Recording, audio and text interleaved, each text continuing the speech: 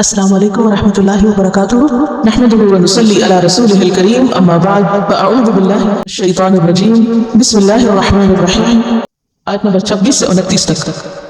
ان بے شک اللہ اللہ لا نہیں لا ہم نے نفی کے لیے اور کون کون سے حرف پڑھے تھے؟ لم لن اور یہاں لا اور ما بھی پڑھا پیچھے. ٹھیک ہے، انگریزی میں تو صرف نو اور ناٹ آتا ہے، تو عربی میں لم لن لا ما اور ایک اور بھی ہے لیسا، وہ آگے آئے گا، ابھی اس کی پریشانی کی ضرورت نہیں. یستحیی حیا کرتا، حا یا حی یا یحیا حیا شرمانا، اور یہاں استحیا یستحیی استحیا حیا کرنا. حیا اس احساس کو کہتے ہیں جو انسان کو برائی سے روکتا ہے، انسان کے اندر کی وہ قوت، وہ احساس جو انسان کو برا کام کرنے سے روکتی تھی. ان یہ کہ یضرب بیان کرے، ضاد رابا ضرب. ضرب کا لفظی معنی ہوتا ہے ایک چیز کو دوسری چیز پر واقع کرنا، ایک کو دوسرے کو مارنا، مارنے کے معنی میں آتا ہے. لفظی معنی کیا ہے؟ مارنا. اردو میں بھی کہتے ہیں نا ضرب لگانا، لیکن عربی میں اس کے کنٹیکسچوئل معنی ہوتے ہیں. بیسک روح یا تھیم وہی ہوتی ہے، لیکن معنی کچھ نہ کچھ بدل جاتے ہیں. مثلا یہاں پر آتا ہے یضرب مثلا، مارتا ہے مثال. اب مثال مارنا نہیں ہوتا، مثال بیان کرنا ہوتا ہے، اس لیے اب مارنا کہنے کی بجائے کیا کہیں گے؟ بیان کرتا ہے، جبکہ اس کا لفظی معنی بیان کرنا نہیں ہے. لفظی معنی کیا؟ مارنا. اردو میں بھی ضرب المثل استعمال ہوتا ہے، بیان کرتا ہے مثلا ایک مثال. مثال اور مثال کا لفظ پیچھے پڑا، مثل پڑا، کہاں پڑا؟ مثلہم کمثل الذی استوقد نارا. کتنے لفظ ملتے جلتے ہیں، یا اردو سے ملتے ہیں یا پیچھے کے ٹیکسٹ سے ملتے ہیں. آپ کے کرنے کا تو کچھ کام رہتا ہی نہیں خاص، سوائے اس کے کہ بس اس کو ایک ترتیب سے ذہن میں بٹھائیں. ما، اب یہ ما بھی زائد ہے، لیکن کیوں آیا ہے؟ تاکید کے لیے. اور تاکید کس قسم کی؟ کہ کوئی بھی مثال، یعنی مثال کے اوپر فوکس ہے یہاں. یعنی مثلا ما کوئی کے معنی میں ہے، اینی یضرب مثلا ما. آپ یوں کہیے اس کو کہ ما زائد ہے، اور زائد جب بھی آتا ہے تو کس لیے آتا ہے؟ تاکید کے لیے، پچھلے لفظ کے اوپر ایمفیسس کے لیے. تو مثلا کے اوپر ایمفیسس کس لحاظ سے ہوگا؟ کوئی بھی ایگزامپل، یعنی ایک ایگزامپل نہیں، کوئی کے معنی. بعوضۃ مچھر کی. بعوضہ کا روٹ کیا ہے؟ با عین ضاد. باز، باز کا کیا معنی ہوتا ہے؟ کچھ، باز سم. تو بعوضہ جو ہے مچھر کے لیے ہے، اور اس کا روٹ باز کیوں کہا گیا؟ نہیں دیکھنے میں وہ ایسا لگتا ہے جیسے کسی بڑی چیز کا کچھ حصہ ہو، وہ چھوٹا وجود ہے، اس وجہ سے. بعوضۃ فا پس ما جو فوق اوپر پر. پیچھے آپ نے تحت پڑھا ہے، کیا معنی ہوتا ہے؟ نیچے، اور فوق اوپر پر. فوق اوپر کے لیے بھی آتا ہے، اور بعض اوقات نیچے کا معنی بھی دیتا ہے، کم تر کے معنی، ادنا اور اعلیٰ دونوں کے لیے آتا ہے. ٹھیک ہے، ایک بات یاد رکھیے کہ عربی زبان میں بعض الفاظ اپوزٹ معنی بھی دیتے ہیں. لغت الازداد کہتے ہیں اس کو، کہ ایک لفظ کا ایک معنی ہوتا ہے پھر اس کے مخالف بھی ہو جاتا ہے، اور اس کی مثالیں آگے بھی آئیں گی. جیسے زن کا معنی گمان بھی ہوتا ہے، زن کا معنی یقین بھی ہوتا ہے. شراء کا معنی خریدنا بھی ہوتا ہے، شراء کا معنی بیچنا بھی ہوتا ہے. اب یہ سمجھ کہاں سے ہے؟ وہ کانٹیکسٹ میں بالکل کلیئر ہو جاتا ہے، مشکل نہیں ہوتی سمجھنے. فما پس جو فوقہا اس سے اوپر ہو، ابو کے معنوں میں، یا پھر اعلیٰ سپیریئر کے معنوں میں، یا پھر کمتر کے معنوں میں، چھوٹا ہو. اور فوق کا لفظ اردو میں استعمال ہوتا ہے کیسے؟ ما فوق الفطرت. فوقیت بھی ہم کہتے ہیں. فوقیت کا کیا معنی ہوتا ہے؟ اہمیت. فوقیت یعنی اس کو سپیریورٹی. فا پس اما لیکن الذین وہ لوگ آمنو جو ایمان لائے. اب یہ سب گزر چکے ہیں پیچھے. فا پس یعلمون کیا ہے روٹ؟ عین لام میم، علم رکھتے ہیں، جانتے ہیں. انہو بے شک وہ کیا چیز؟ مثال. یہ مثال الحق حق ہے، سچ ہے. حق پروفڈ بات کو کہتے ہیں، وہ بات جو تجربے کے بعد سچ ثابت ہوئی، بالکل سچ ہے. من سے ربہم ان کے رب کی طرف سے. من بھی پڑھ چکے ہیں آپ، رب بھی، ہم بھی. وا اور اما لیکن. یہ جو اما کا لفظ ہے نا، ایز فار جس کا معنی کر رہے ہیں آپ، یہ لیکن یہ تفصیل کے لیے آتا ہے. ٹھیک ہے، کس کے لیے؟ تفصیل کے لیے، یعنی بات کو مزید کھولنے اور واضح کرنے کے لیے. کبھی تاکید کے لیے بھی آ جاتا ہے، لیکن اکثر تفصیل کے لیے آتا ہے. وَأَمَّا الَّذِينَ اور لیکن وہ لوگ کفروا جنہوں نے کفر کیا. روٹ کیا ہے؟ کفرا. فَيَقُولُونَ بس وہ کہتے ہیں، یقولون واو نون کس کی علامت ہے؟ جمع کی. یا وہ کے معنی، اور باقی کیا رہ گیا؟ قاف واو لام قول. یقولون وہ کہتے ہیں، ماذا کیا کچھ، اور یہ زا بھی معنی میں وسعت کے لیے ہے، ماں سے بات پوری ہوتی ہے کیا کا معنی، لیکن زا کیوں آیا ہے معنی میں وسعت کے لیے، کیا کچھ، ماں کا کیا معنی ہوتا ہے کیا، اور ماں زا کا کیا معنی کیا کچھ، ارادہ ارادہ کیا، ارادہ میں بھی حرف علت ہے، را واو دال اس کا روٹ ہے رود، را واو دال رود، کسی چیز کی تلاش میں آنا جانا، اور ارادہ کہتے ہیں کسی بات یا کام کرنے کا دل میں خیال آنا اور چاہنا، ماذا ارادہ کیا کچھ ارادہ کیا کیا چاہا، اللہ اللہ نے، بی ہاذا بی کا کیا معنی تھا ساتھ، ہاذا اس پیچھے پڑا، ہاذا کہاں پڑا، نکالیے اور دیکھیے ڈھونڈیے، ہاذا الذی رزقنا من قبل، جی ہاں، مثلا مثال، یدل وہ گمراہ کرتا ہے، روٹ کیا ہے دال لام لام دلال دلالت اردو بھی آتا ہے، کہاں پڑا پیچھے ضالین، شاباش، یدل بھی ساتھ کس کے مثال کے، ایسے مثال کے ذریعے گمراہ کرتا ہے، کثیرن بہت سو کو، کثیر کا لفظ کس سے ہے کثرت سے، اور کس کے وزن پر ہے کثیر، فاعیل، علیم عظیم کریم، ٹھیک ہے نا، رائم ہے نا اس میں، کثیرن بہت سو کو، اور کثیر کا ویسے ہی بہت زیادہ معنی ہے، لیکن ویسے بھی فعیل کس کے لیے آتا ہے کثرت کے لیے، وہ اور یہدی ہدا یہدی راہ دکھانا ہدایت دیتا ہے، پیچھے پڑا کہاں ہدی للمتقین، بجلی ساتھ اس کے کس کے مثال کے، کثیرن بہت سو، دوبارہ آ گیا، واہ اور ماں نہیں، یہاں ماں کا معنی نہیں، ایک بات آج یاد رکھیے کہ ماں کا معنی ڈیفینیٹلی نہیں ہوگا اگر اس کے بعد الا آ رہا ہو جملے میں، یہاں دیکھیے سینٹنس وما یضل بہ الا الفاسقین، تو یہ جو الا ہے اس کی وجہ سے ماں کا ترجمہ کیا ہو رہا ہے نہیں، یاد رکھیے بات، کیونکہ ماں کا کیا مطلب بھی کیا ہم نے، اور ماں کا جو بھی کیا اور ماں کا نہیں بھی کیا، تو اب کیسے پتہ چلے، تو ماں کے بعد اگر الا آ رہا ہو تو بس آپ یقین کر لیجیے کہ اس کا معنی اب نہیں ہوگا، ٹھیک ہے، وما اور نہیں، یضل گمراہ کرتا، بہ ساتھ اس کے، الا مگر، الفاسقین کس کی جمع ہے فاسق کی، روٹ کیا ہے فاسین قاف، فسق کا لفظی معنی ہوتا ہے حد سے باہر نکلنا، فسوق کہتے ہیں کھجور کا اپنے چھلکے سے باہر نکل آنا، جیسے کلی کھلنے سے پہلے پتوں میں لپٹی ہوئی تھی نا، گرین کورنگ ہوتی ہے اس کی، پھر کیا ہوتا ہے پتوں میں کریک آتے ہیں، کبھی غور فرمایا آپ نے، اور یہ جو کریک آ گیا نا اور اب پھول کھلنے لگا تو اس عمل کو کہتے ہیں فسوق، ٹھیک ہے، یعنی اپنی کورنگ اپنے چھلکے سے پھٹ کے باہر نکلنا، اسی سے پھر نکلا ہے حد پار کرنا، اپنی حد سے باہر نکلنا، فسق کہتے ہیں نافرمانی کو، کیونکہ فاسق اللہ کی اطاعت سے باہر نکل رہا ہوتا ہے، اللہ نے ہمیں کس لیے پیدا کیا، ہماری زندگی کا مقصد کیا ہے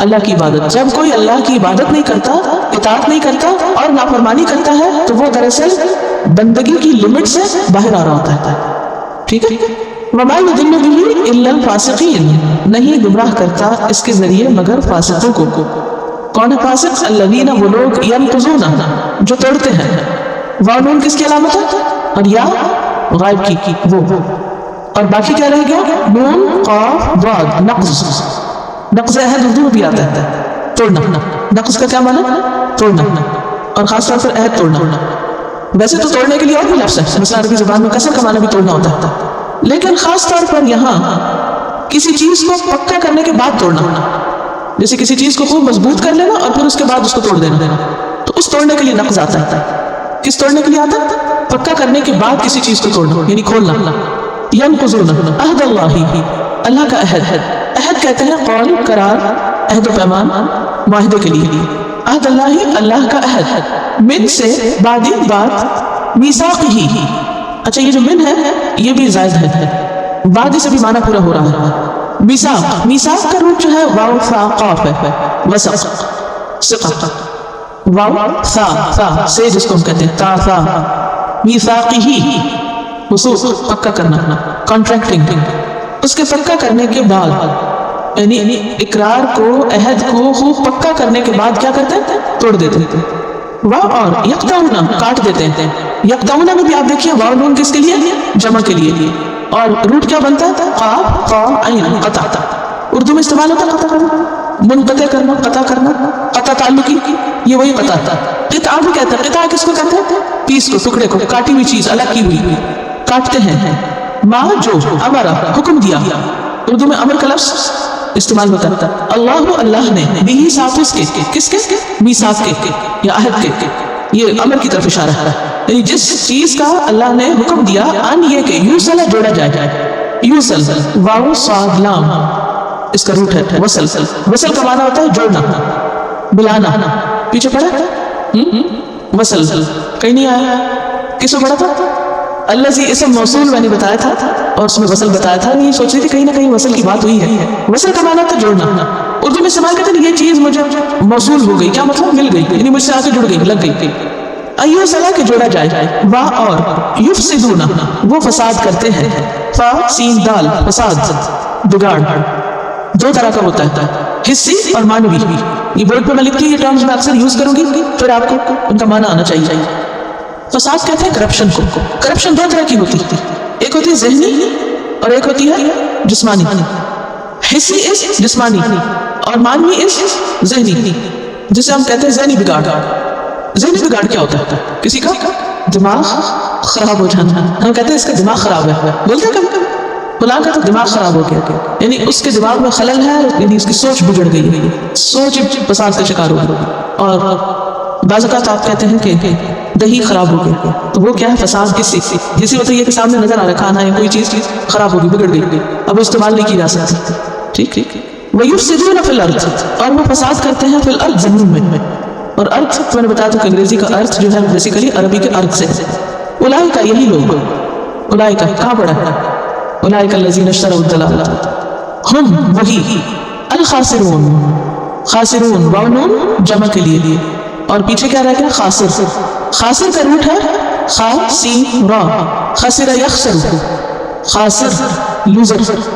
ہم الخاسرون وہ ہے خسارہ پانے والے. اصل میں خاسر کہتے ہیں اس کو جس کا نفع چلا جائے جس کا پروفٹ اس کو نہ ملے. جس سودے میں جس بزنس میں کوئی پروفٹ نہ ہو وہ کیا بزنس ہے؟ خسارے والا گھاٹے کا. کیفا کس طرح تکفرون. یہ جو کیفا ہے یہ کیفیت کا لفظ اردو پڑھا کبھی؟ کیفیت کیا ہوتی ہے کسی چیز کی؟ حالت. تو کیفا کس طرح کیسے ہاؤ کا استفہام کے لیے بھی ہے اور تعجب کے لیے. حیرت کی بات ہے بھلا کیسے. تکفرون تم کفر کرتے ہو. تکفرون واو نون کس کے لیے؟ جمع کے لیے. اور روٹ کیا ہے؟ کا پا را کفر. اور تا تم کے لیے. کل بھی ہم نے پڑھا تھا نا تا تم کے لیے آتا ہے جیسے انعام تا انعام کیا تو نے. تکفرون تم کفر کرتے ہو باللہ ساتھ اللہ کے اللہ کا. وا اور کن تم تھے تم.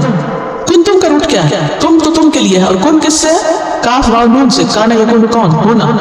وکنتم اور تھے تم امواتن مردہ.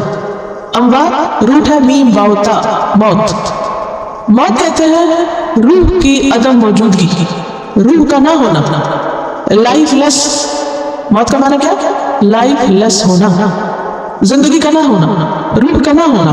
اور یہ ضروری نہیں ہے کہ زندہ ہونے کے بعد ہی کوئی مرے. اگر انیشیلی کسی چیز میں لائف نہیں ہے تو وہ بھی میت ہے. ٹھیک ہے جیسے پتھر ہیں یا اور اسی طرح کی جمادات ہیں تو یہ بھی اموات. اموات میت کی جمع. وکنتم امواتن اور تھے تم مردہ لائف لیس.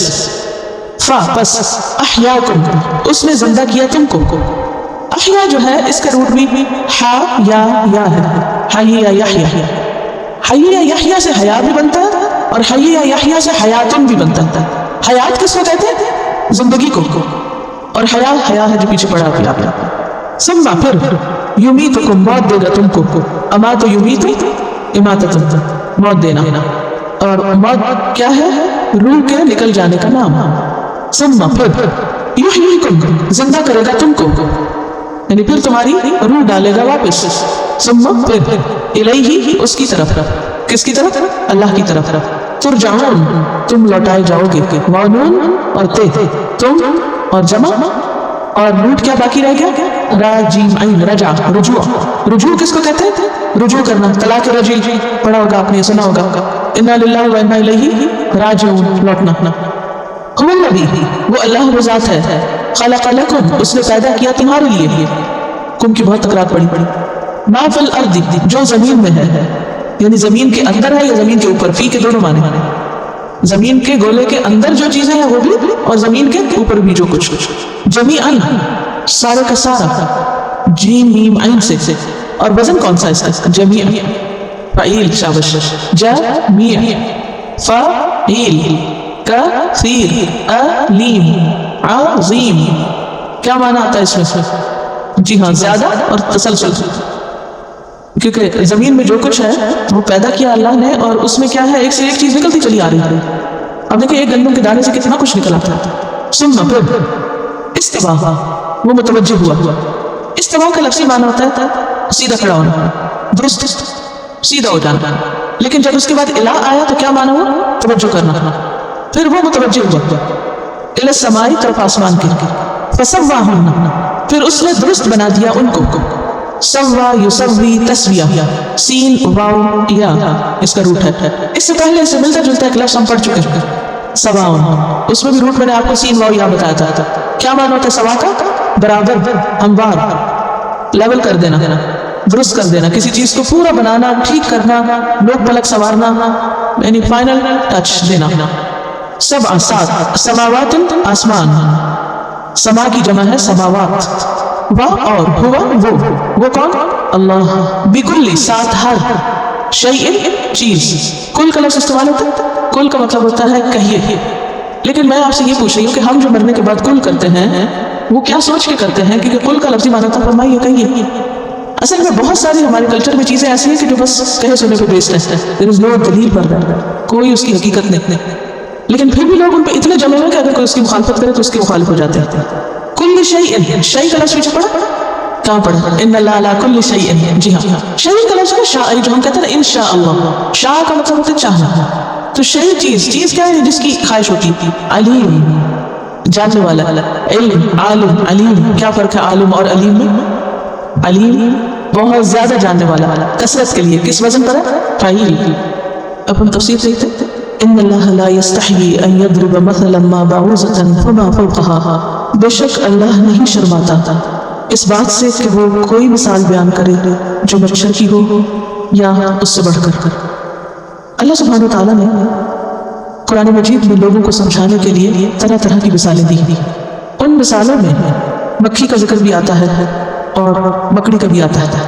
تو بعض لوگ جن کا مطلب یا مقصد یا غرض قرآن سے کوئی سبق حاصل کرنا نہ تھا، بلکہ وہ صرف یہ دیکھ رہے تھے کہ قرآن میں اور کیا آتا ہے، یا کون سی چیزیں ایسی ہیں کہ جس میں ہم کوئی شوشہ اٹھا سکتے ہیں، یا یہ کہ ان میں کوئی کمی یا خامی ڈھونڈ سکتے ہیں کہ جس کی بنا پر ہم یہ کہہ سکیں کہ اس میں تو کوئی خاص ایسی چیز ہے نہیں، اور یہ ایسا اللہ کا کلام کیسے ہو سکتا ہے جس میں مکھی اور مکڑی اور ان چیزوں کا ذکر ہے.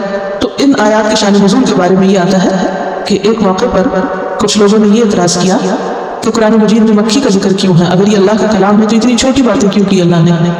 اللہ سبحانہ و تعالیٰ فرماتے ہیں کہ اللہ اس بات سے نہیں شرماتا کہ وہ کوئی بھی مثال بیان کرے، خواہ وہ مچھر کی ہو یا اس سے مزید کسی اور چھوٹی چیز کی ہو، کیونکہ مثال بیان کرنے کا اصل مقصد بات سمجھانا ہے، وہ چیز مقصود نہیں ہے.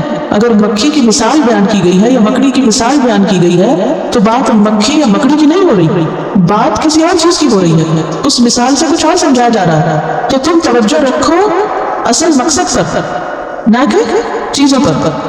سورۃ الروم آیت 58 میں اللہ تعالیٰ فرماتے ہیں وَلَقَدْ ضَرَبْنَا لِلنَّاسِ فِي هَذَا الْقُرْآنِ مِنْ كُلِّ مَثَلٍ، ہم نے قرآن میں لوگوں کے لیے ہر طرح کی مثالیں بیان کی ہیں. قرآن مجید میں ہر طرح کی مثال بیان کی گئی ہے. کس کے لیے؟ لوگوں کے لیے. لیکن ان سے فائدہ کون اٹھاتا ہے؟ وہی جو حق کا طالب ہو، وہی جو ہدایت چاہتا ہو. اب یہ مکھی کی مثال کہاں بیان کی گئی ہے؟ سورۃ الحج آیت 73 میں اللہ تعالیٰ نے فرمایا یا ایھا الناس ضرب مثل، اے لوگوں ایک مثال بیان کی جاتی ہے، فاستمعوا له، اسے غور سے سنو. ان الذین، یقیناً وہ ہستیاں، تدعون من دون اللہ، جن کو تم اللہ کو چھوڑ کے پکار رہے ہو، لن یخلقوا ذبابا، انہوں نے ایک مکھی بھی پیدا نہیں کی، وہ ایک مکھی بھی پیدا نہیں کر سکتے. ولو اجتمعوا له، خواہ وہ سب اس کے لیے اکٹھے کیوں نہ ہو جائیں، سارے لوگ جمع ہو کر ایک مکھی بھی نہیں بنا سکتے. جب یہ بات بیان کی گئی تو ہونا تو یہ چاہیے تھا کہ لوگ غور و فکر کرتے کہ اچھا اللہ سبحانہ وتعالیٰ کی طاقت اتنی بڑی ہے کہ اس نے زمین و آسمان کی ہر چیز بنائی، اور دیگر معبودوں کا حال یہ ہے کہ وہ ایک مکھی بھی نہیں مل کے سارے بنا سکتے. تو یہاں انہیں سمجھنے کی ضرورت تھی کیا چیز؟ اللہ کی عظمت. لیکن انہوں نے اصل سبق حاصل کرنے کی بجائے کس بات پر اعتراض کر دیا کہ اوہ یہ مکھی کا لفظ کیوں آ گیا یہاں. تو اللہ تعالیٰ نے مکھی کو چھوڑ کے اس سے بھی چھوٹی چیز کی مثال دے کے فرمایا کہ ان اللہ لا یستحیی ان یضرب مثلا ما بعوضۃ فما فوقہا. اللہ کو اس بات سے کوئی چیز نہیں روکتی، اللہ اس بات سے نہیں شرماتا کہ وہ کسی مچھر کی بات کرے. فما فوقہا یا کوئی چیز اس سے بھی بڑھ کر ہو یا اس سے بھی زیادہ حقیر ہو، اس سے بھی چھوٹی ہو. اور فوقہ کا ایک معنی کیا ہے؟ جو مچھر کے اوپر ہو. اور قرآن کی جو حکمتیں ہیں اور قرآن کے جو معجزات ہیں وہ دن بدن جتنا علم بڑھ رہا ہے اتنے ہی معجزات اس کے اور کھل کھل کے سامنے آ رہے ہیں. تو لیٹلی سائنٹسٹ نے یہ ڈسکور کیا کہ مچھر کے پر کے اوپر ایک اور چھوٹا سا کیڑا ہوتا ہے جس کا پورا ریسپریٹری سسٹم ہوتا ہے اور لائف کے جتنے بھی سسٹم کام کرتے ہیں وہ سارے اس کے اندر ہوتے ہیں، لیکن نیکڈ آئی سے نظر بھی نہیں آتے. یعنی آپ یوں کہیں جیسے مچھر کی جو ہوتی ہے، مچھر کے پر نہیں ہم کو نظر آتے صحیح، تو اس کے اوپر جو چھوٹا سا حقیر سا کیڑا ہے وہ کس کو دکھے گا؟ اللہ تعالیٰ فرماتے ہیں کہ اللہ کو اس سے کوئی شرم نہیں آتی کہ وہ مچھر کا ذکر کرے یا پھر اس کے اوپر جو چیز چمٹی بیٹھی ہے اس کا ذکر کرے، اس سے بھی چھوٹی چیز کا ذکر کرے، کیونکہ اصل مقصود تو بات سمجھانا ہے. اگر کوئی بات مچھر کے ذکر سے سمجھ آئے تو مچھر بھی کوئی معمولی چیز نہیں. اور اگر دیکھا جائے تو مچھر کہاں کوئی چھوٹی چیز ہے. مچھر کے جو کام ہے اور مچھر کی جو ساخت ہے اس پر آپ جتنا بھی غور کریں کم ہے. آپ کو معلوم ہے کہ نمرود جیسے بادشاہ کی وفات کیسے ہوئی تھی، جو اپنے آپ کو خدا سمجھتا تھا اور کہتا تھا کہ میں زندگی دیتا ہوں اور میں موت دیتا ہوں. اس کی اپنی موت مچھر کے ناک میں چلے جانے سے واقع ہوئی. تو مچھر جو بظاہر چھوٹی سی چیز نظر آتی ہے انسان کو بسا کر کتنا زج کر دیتا ہے. یہاں تو آپ کا تجربہ کم ہوتا ہے، لیکن اگر کبھی کسی جگہ پر آپ پارک وغیرہ میں ہو تو بعض اوقات ایک چھوٹا سا مچھر ایسے پاؤں کو کاٹتا ہے اور جب آپ اس کو اڑاتے ہیں پتہ نہیں چلتا کہاں گیا، آپ تھوڑی دیر پھر دوبارہ آ جاتا ہے اور پھر آپ اپنے آپ کو مار دیتے ہیں اس کو کچھ کرنے کی وجہ. تو مچھر دیکھنے میں سائز میں چھوٹا ہے لیکن اس کے جو کام ہے اور اس کی جو پھرتی ہے اور اس کی جو ساخت ہے وہ معمولی نہیں ہے. اور بہرحال اللہ سبحانہ تعالیٰ کو اپنی بات کے بیان کرنے میں، حق کو واضح کرنے میں کوئی شرم محسوس نہیں ہوتی. فَأَمَّا الَّذِينَ آمَنُوا تو رہے وہ لوگ جو ایمان لائے ہیں، فَيَعْلَمُونَ تو وہ جانتے ہیں، أَنَّهُ الْحَقُّ کہ بے شک وہ مثال حق ہے، مِن رَبِّهِمْ ان کے رب کی طرف سے ہے. قرآن مجید میں جو بھی بات بیان ہوئی ہے وہ بالکل سچ ہے، لا ریب فیہ ہے اور ان کے رب کی طرف سے آئی ہے. یعنی ایمان والے مثال کو سمجھ جاتے ہیں، مقصد سمجھ جاتے ہیں. لیکن جیسے کہ اللہ سبحانہ وتعالیٰ سورۃ العنکبوت آیت 43 میں فرماتے ہیں وَتِلْكَ الْأَمْثَالُ نَضْرِبُهَا لِلنَّاسِ وَمَا يَعْقِلُهَا إِلَّا الْعَالِمُونَ. یہ مثالیں ہم لوگوں کے لیے بیان کرتے ہیں لیکن ان کو صرف جاننے والے ہی سمجھتے ہیں، صرف علم رکھنے والے ہی مثالیں سمجھتے ہیں. بعض اسکالرس کے بارے میں آتا ہے کہ وہ اس آیت کو پڑھ کے رویا کرتے تھے اگر ان کو قرآن کی کوئی مثال سمجھ نہ آتی تھی. کیوں روتے تھے؟ کہ اللہ سبحانہ وتعالیٰ نے فرمایا ہے کہ میری مثالوں کو صرف علم والے سمجھتے ہیں اور اگر ہمیں مثال سمجھ نہیں آ رہی تو ہم علم والے نہیں. اب علم والا ہونا کوئی معمولی بات نہیں ہے، کیونکہ علم کی بنا پر فرشتوں کو سجدے کا حکم دیا گیا تھا. کس کو؟ انسان کو. اور اللہ سبحانہ وتعالیٰ کے نزدیک علم کی اہمیت باقی تمام چیزوں سے زیادہ ہے. تو ہمیشہ مسلمانوں کے اندر عزت اور وقار کا ایک سمبل رہا ہے نالج. لیکن جب لوگوں کے اندر ایمان کمزور ہوا اور دنیا مطلوب ہوئی تو پھر علم والوں کی قدر نہ رہی اور اس کے مقابلے میں کس کی قدر ہو گئی زیادہ؟ مال کی یا مال والوں کی. تو جو ایمان والے ہیں وہ جانتے ہیں کہ یہ سب حق ہے، ان کے رب کی طرف سے ہے. وَأَمَّا الَّذِينَ كَفَرُوا اور لیکن وہ لوگ جو انکار کرتے ہیں، کفر کرتے ہیں، فَيَقُولُونَ تو وہ کہتے ہیں ماذا اراد اللہ کیا کچھ ارادہ کیا اللہ نے بہذا مسئلہ اس مثال کو بیان کر کر. یہ مثال اللہ نے بیان ہی کیوں کی؟ اللہ کیا چاہتا ہے اس مثال کو بیان کر کر؟ بات خود نہیں سمجھتے اور اعتراض اللہ پہ کرتے ہیں. یہ ہے کم عقلی. تو بہت سے لوگ جن کو اللہ کی بات سمجھ نہیں آتی یا ان کی عقل کے مطابق اس میں کوئی سینس نہیں بنتی تو بجائے اس کے کہ خود کو بلیم کرے، اس بات کا اعتراف کرے کہ ہم کم علم ہیں، فوراً کیا کرتے ہیں؟ اللہ پر اعتراض کہ یہ مثال ہی کیوں آئی، کیا مطلب ہے اس کا؟ فرمایا یضل بہ کثیرا وہ اس کے ذریعے بہت سے لوگوں کو گمراہ کر دیتا ہے. انہی مثالوں کو لوگوں کی ہدایت کی بجائے ان کی گمراہی کا ذریعہ بنا دیتا ہے. یعنی لوگ وہاں سے بھٹک جاتے ہیں. وَيَهْدِي بِهِ كَثِيرًا اور اسی کے ذریعے بہت سو کو ہدایت مل جاتی ہے. مثالیں اللہ لوگوں کو بات سمجھانے کے لیے دیتا ہے لیکن جب کچھ لوگ نہیں سمجھتے تو وہ ان کے لیے فتنہ بن جاتا ہے. اور کیوں نہیں سمجھتے؟ کیونکہ غور و فکر نہیں کرتے یا سمجھنا چاہتے نہیں. وما یضل بہ الا الفاسقین، اور نہیں وہ گمراہ کرتا اس کے ذریعے مگر فاسقوں کو، نافرمان لوگوں کو، جو اللہ کی بات ماننا نہیں چاہتے تھے، ان کو پھر اللہ کی بتائی ہوئی بات سمجھ میں بھی نہیں آتی تھی اور وہ حق سے بھٹک جاتے تھے۔ اس آیت میں ہمارے لیے بہت سے سبق ہیں سیکھنے کے۔ پہلی بات تو یہ ہے کہ اللہ سبحانہ وتعالیٰ حق بات کرتے ہوئے نہیں شرماتا تھا۔ اس میں ہمارے لیے کیا سبق ہے کہ ہمیں بھی حق بات کرتے وقت نہیں شرمانا چاہیے، نہیں ڈرنا چاہیے، نہیں جھجکنا چاہیے۔ پہلے دن آپ سے میں نے کہا تھا کہ جو آپ پڑھیں دوسروں کے ساتھ جا کر ڈسکس بھی کیا کریں، شیئر کیا کریں، کیونکہ شیئر نہ کرنے والوں کے بارے میں کیا کہا کہ صم بکم عمی، وہ حق سنتے نہیں، وہ حق کی بات کرتے نہیں، وہ حق دیکھتے نہیں، غور و فکر نہیں کرتے۔ اور یہ کس کی صفت تھی؟ منافقین کی، کہ دنیا بھر سے دلچسپی ہے کہ اگر ان کو انٹرسٹ نہیں تو کس سے؟ اللہ کی بات سے۔ تو بات یہ ہے کہ ہمیں اس سے بہت بڑا سبق ملتا ہے کہ حق بات کرنے کے لیے ڈرنا جھجکنا نہیں چاہیے۔ سچی بات خواہ وہ چھوٹی سی کیوں نہ ہو، خواہ وہ مچھر جتنی کیوں نہ ہو یا اس سے بھی چھوٹی کیوں نہ ہو، حق بات کرنے میں کوئی شرم نہیں، خیر کی بات آگے پہنچانے میں کوئی شرم نہیں۔ نبی صلی اللہ علیہ وسلم نے خاص طور پر انصار کی عورتوں کی صفت بیان کی تھی۔ معلوم ہے کیا صفت بیان کی تھی انصار کی عورتوں کی؟ کہ وہ حق معلوم کرنے میں شرماتی نہیں۔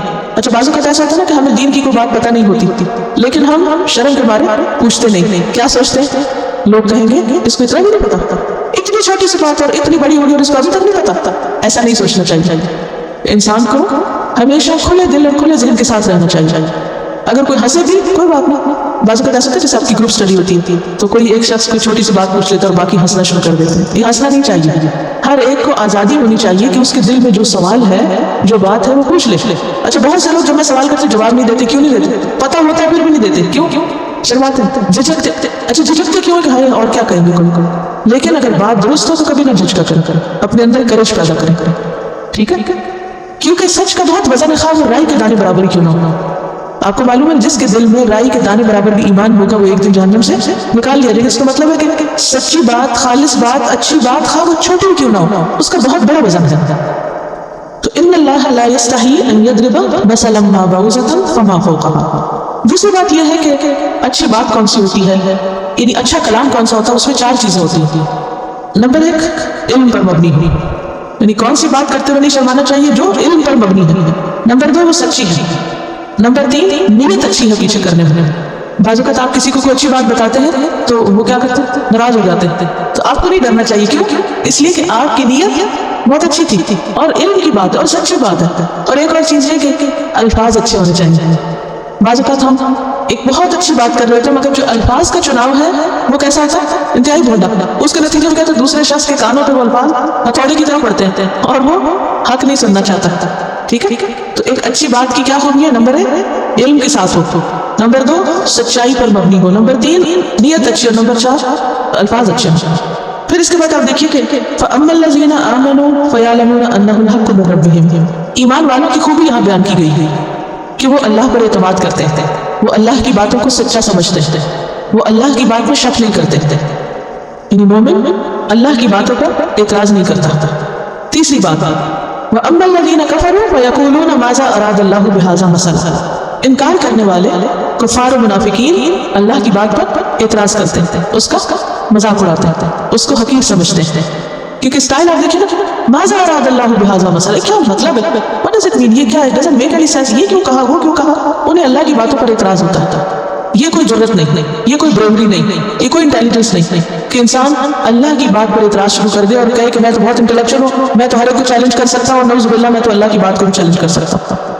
یہ کوئی عقل مندی نہیں۔ اس کا یہ مطلب نہیں کہ ہم بلائنڈلی ہر چیز کو بغیر سوچے سمجھے کہ بس ٹھیک کیا، نہیں، آپ اپنی آنکھیں کھولیں، سوچیں، غور کریں، اور اگر نہیں سمجھ آئے تو کیا کہیں کہ ابھی میری عقل کم ہے، میں اس قابل نہیں ہوئی کہ اس کو سمجھ سکوں۔ یہ نہیں کہ اللہ کی بات میں کوئی گڑبڑ۔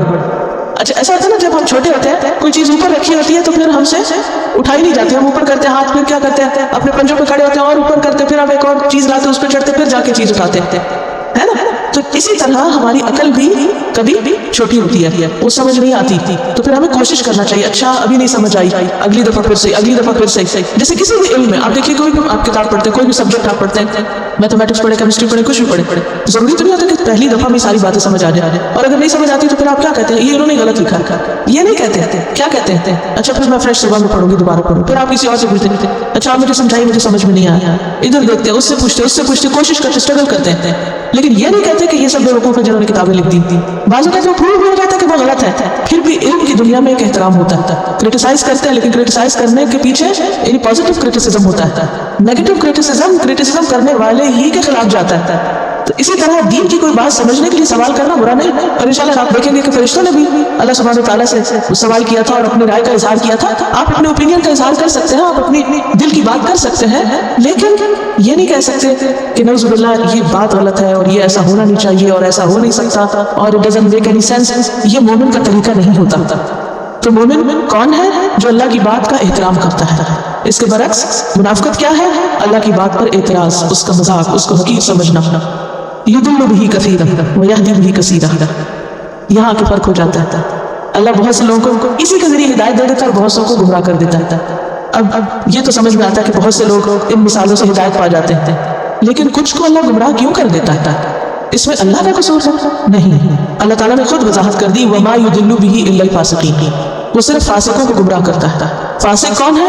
جو اپنی خواہشات کی پیروی کرنے والے، جو اللہ کے راستے پر چلنے والے نہیں، ہدایت پر چلنے والے نہیں، بلکہ اس کے برعکس اپنی مرضی کرنے والے، حدیں توڑنے والے، جو اپنی مرضی کے مطابق جینا چاہتے ہیں، اللہ کی باؤنڈریز کے اندر نہیں رہنا چاہتے، اللہ کی بتائی ہوئی باتوں کے اندر نہیں جینا چاہتے. ایسے لوگوں کو ہدایت نہیں ملتی. تو اس سے کیا پتہ چلتا ہے کہ اگر آپ قرآن پڑھیں کھلے دل سے، عمل کی نیت سے، تو آپ کو بہت سی چیزیں نظر آئیں گی، ہدایت کی راستے ملتے جائیں گے، آپ کے ہر سوال کا جواب یہاں سے ملے گا. لیکن اگر نیت خراب ہے اور عمل کا ارادہ نہیں ہے، تو پھر آپ کیا چاہیں گے؟ قرآن بدل جائے، قرآن میں تبدیلی ہو جائے، ہم نہ بدلیں. تو فاسق کون ہے؟ جو خود کو نہیں بدلنا چاہتا، حدیں توڑنا چاہتا ہے، نافرمانی کرنا چاہتا ہے. تو ایسے لوگوں کو پھر اس قرآن سے فائدہ نہیں ہوتا. اور پیچھے بھی ہم یہ بات پڑھ چکے ہیں ہدایت کے بارے میں، اور اہدنا الصراط المستقیم، اور پھر ختم اللہ علی قلوبہم میں، اور پھر اس کے بعد یہاں پر ہدایت کی بات ہے. تو یاد رکھیے کہ ہدایت حاصل کرنے کے لیے 4 چیزیں ضروری ہیں. ہدایت حاصل کرنے کے لیے 4 چیزیں ضروری ہیں. نمبر 1، قرآن و سنت کا مطالعہ، قرآن و سنت کا علم حاصل کرنا، کیونکہ قرآن ہدایت کا ذریعہ ہے. ذالک الکتاب لا ریب فیہ ھدی للمتقین. نمبر 2، کائنات میں غور و فکر. ابراہیم علیہ السلام کو ہدایت کہاں سے ملی تھی؟ کائنات میں غور و فکر سے. نمبر 3، دعا کی کثرت. جب دل میں کچھ شک آنے لگے اللہ کے بارے میں، رسول کی کتاب کے کچھ بھی، تو اس کا ذکر نہیں کریں. کیا کریں؟ اپنے لیے دعا کریں کہ اللہ تو میرے دل کو چین دے دے اور میرا حق پر دل جما دے. نمبر 4، نیک لوگوں کی مجلس، مجالست الصالحین، نیک لوگوں کی زیارت، ملاقات. نیک لوگوں کے پاس بیٹھنا کیوں ضروری ہے؟ کیونکہ ان کو دیکھ کر آپ کا ایمان بڑھتا ہے، ان کا یقین آپ کے اندر ٹرانسفر ہوتا ہے. اس لیے اگر کوئی واقعی سچا ہے کہ اس کو صحیح راستہ ملے، تو اس کے لیے ضروری ہے کہ یہ 4 کام کرے.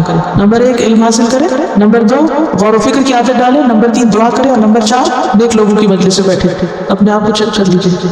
وآخر دعوانا ان الحمد للہ رب العالمین. سبحانک اللہم وبحمدک، نشہد ان لا الہ الا انت، نستغفرک ونتوب الیک. السلام علیکم ورحمۃ اللہ وبرکاتہ.